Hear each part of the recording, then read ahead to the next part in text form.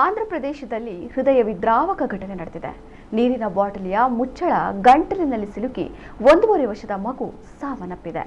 ಯುಗಂಧರ್ ಮತ್ತು ಮೌನಿಕಾ ದಂಪತಿಯ ಮಗು ರಕ್ಷಿತ್ ರಾಮ್ ಸಾವನ್ನಪ್ಪಿದ ಮಗು ಯುಗಂಧರ್ R&B ಇಲಾಖೆಯಲ್ಲಿ ಸಹಾಯಕ ಇಂಜಿನಿಯರ್ ಆಗಿದ್ದಾರೆ.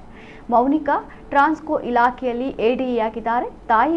ತಾಯಿ ರಾತ್ರಿ ಪಾಳಿಯಲ್ಲಿ ಕೆಲಸ ಮಾಡ್ತಾ ಇದ್ದಿದ್ದರಿಂದ ಮಗುವನ್ನ ಜೊತೆಗೆ ಕರೆದುಕೊಂಡು ಹೋಗಿದ್ರು. ಮೌನಿಕಾ ಕರ್ತವ್ಯದಲ್ಲಿದ್ದಾಗ ಮಗು ಆಟವಾಡುತ್ತಾ ನೀರಿನ ಬಾಟಲಿಯ ಮುಚ್ಚಳವನ್ನು ನುಗ್ಗಿದೆ.